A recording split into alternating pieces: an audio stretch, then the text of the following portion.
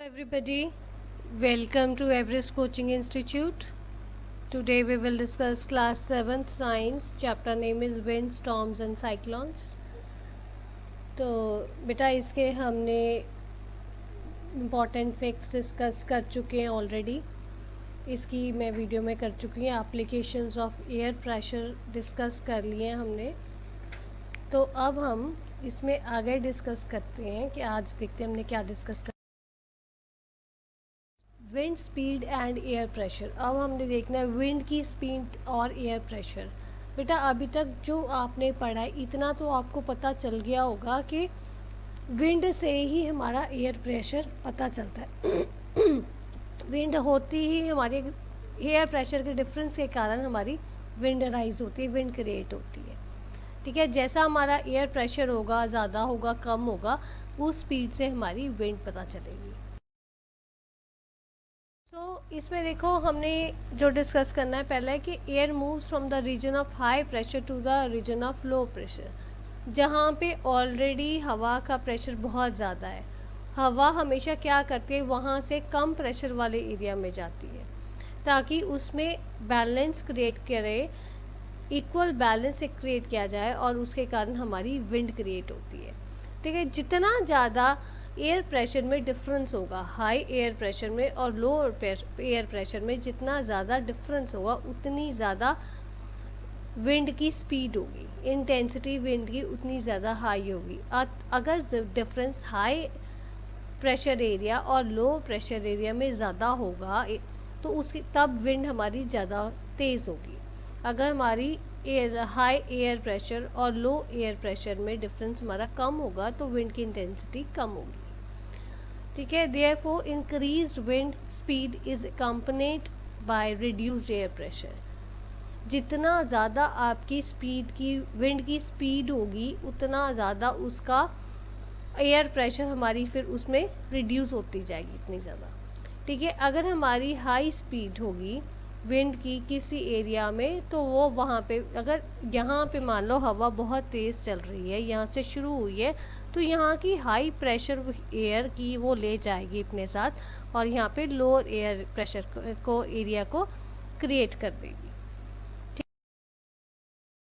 अब हम डिस्कस करते हैं basically movement of air. Air की मूवमेंट हम कैसे होती है हमने वो डिस्कस करना है कि एयर हमारी कैसे मूव करती है एक जगह से दूसरी जगह को, हम उसको डिस्कस करते हैं. ठीक है बच्चे,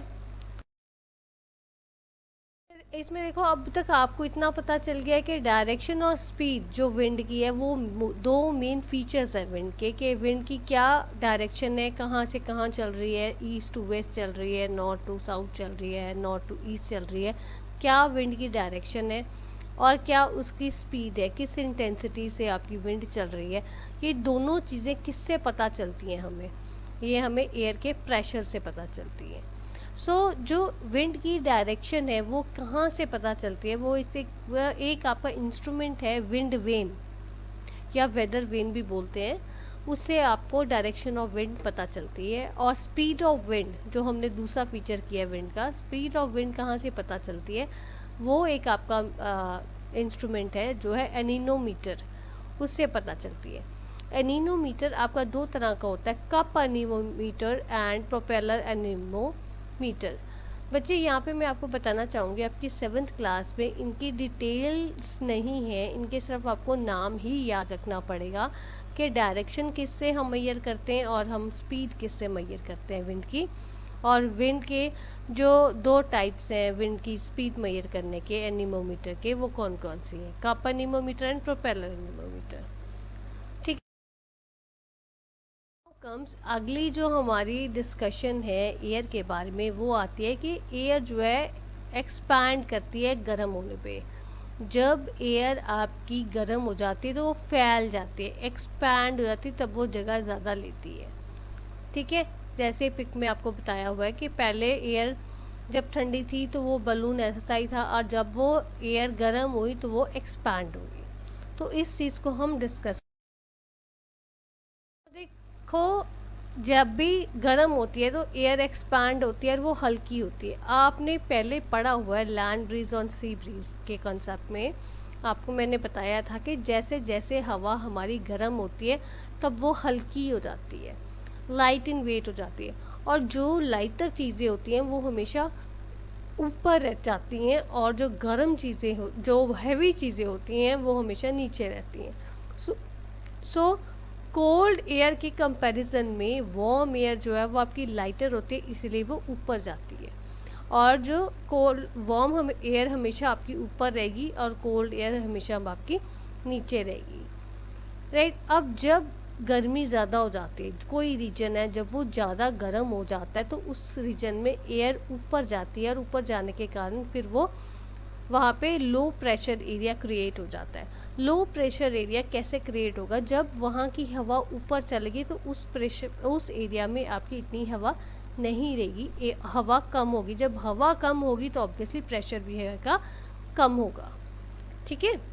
सो तो जहाँ पे अब ये जो आपकी हवा है, जो आपकी जो लाइट होगी, गर्म हवा जो ऊपर चलेगी, जब वो जहाँ पे जाके वो सिंक करेगी तो वहाँ पे हाई एयर प्रेशर बन जाएगा। वो हाई एयर प्रेशर एरिया कैसे बन जाएगा? क्योंकि वहाँ पे ऑलरेडी भी थोड़ी हवा है और ऊपर से वो हवा भी वहाँ पे चलेगी, तो उसके कारण हवा की क्वांटिटी वहाँ पे ज़्यादा होगी। जब वहाँ पे हवा ज़्यादा हो जाएगी तो वो हवा का एयर प्रेशर भी ज़्यादा हो जाएगा। हाँ जी, चलो अब हम जो अभी हमने थ्योरी में डिस्कस किया, अभी मैं आपको वही चीज़ एक डायग्राम के थ्रू एक्सप्लेन करती हूँ। ये देखो, ये जैसे हमारी अर्थ है, ठीक है। अर्थ में ये एरो जहाँ से निकली है वहाँ पे हॉट रीजन है, गरम एयर है।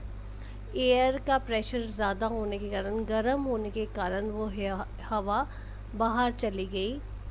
लाइटर एयर जो होती है वो वार्म हो जाती, जो वार्म हवा होती है वो लाइट इन वेट हो जाती है, तो वो ऊपर चली जाती है। जैसे ये ऊपर गई, ऊपर जाने के कारण ये सेम अपने लेवल पे ही ये आगे जा रही है, हवा आगे मूव हो रही है। अब आके गई जहाँ जाके वो ज़्यादा ठंडा रीजन है कोई, वहाँ जाके ये एयर आपकी सिंक कर गई। तो अब ये देखो, जहाँ से एयर हमारी शुरू हुई थी, इट मीन्स ये वाली जगह से, यहाँ से एयर शुरू हुई थी, यहाँ पे हवा ज़्यादा थी, तब हवा वो ऊपर चढ़ी, तो मीन्स यहाँ पे हवा कम होगी। हवा कम होगी तो एयर का प्रेशर भी, क्वांटिटी कम हुई तो एयर प्रेशर भी कम हो गया। ये यहाँ से बढ़ी, यहाँ से जाके ये ऊपर जाके अपने लेवल में आ गई, यहाँ जाके वो सिंक करी। जो सिंक की यहाँ पे इस लेवल पे, ये थोड़ा ठंडा इलाका था। अब ये यहाँ इस जहाँ पे वो सिंक की है वहाँ पे देखो ऑलरेडी हवा थोड़ी बहुत ही तो होएगी ना, ठंडा इलाका है, वहाँ पे एयर ज़्यादा होगी, वहाँ पे जाके गिर गई तो वहाँ पे एयर की क्वांटिटी बढ़ने के कारण एयर का प्रेशर बढ़ गया, ठीक है। एयर प्रेशर बढ़ने के कारण वो क्या हुई, वो एयर फिर आपकी मूव होने लगी, वो फिर आ गई। अब वो हाई प्रेशर एरिया से लो एयर प्रेशर एरिया में एयर मूव होने लगी। तो ये आपको, ये मैंने थ्योरेटिकल समझाया था, अब यही चीज़ मैंने आपको एक एग्जांपल से, डायग्राम की हेल्प से समझाई है। अब ये देखो, आप देखो, जो कभी अगर आपने नोटिस किया हो, जितनी हमारी फैक्ट्रीज़ या इंडस्ट्रीज़ हैं उनकी जो चिमनीज़ हैं वो काफ़ी हाइट पे होती है।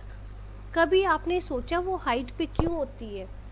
वो हाइट पे इसलिए होते हैं कि वहाँ पे एकदम से वो स्मोक और जो आपके डस्ट पार्टिकल जो आपके निकलते हैं वो गर्म होते हैं, लाइट होके ऊपर और एटमॉस्फेयर में चले जाते हैं। वो गर्म होने के कारण वो ऊपर जाते हैं, और ऊपर से वो ज़्यादा आपके बीइंग लाइट इन वेट वो वार्म एयर में मिल जाती हैं। इसके कारण क्या है, वो वहाँ से प्रेशर जो है वहाँ से चलता है, और वहाँ से जब वो आगे जाता है फिर वो ठंडी जगह पे जाता है, लो एरिया प्रेशर में जाता है, हाई प्रेशर एरिया से लो एयर प्रेशर में जाता है, और फिर वो आपकी सर्कल चलता है, फिर आपकी विंड्स वहाँ पे जनरेट होती हैं, ठीक है बेटा। तो ऐसे आपकी जो कोल्ड एयर है वो सिंक कर जाती है नीचे आके, और वार्म एयर जो है वो ऊपर हवा में रहती है। सो ये आपका टॉपिक था हमारा, वे कैसे air expands on heating, right.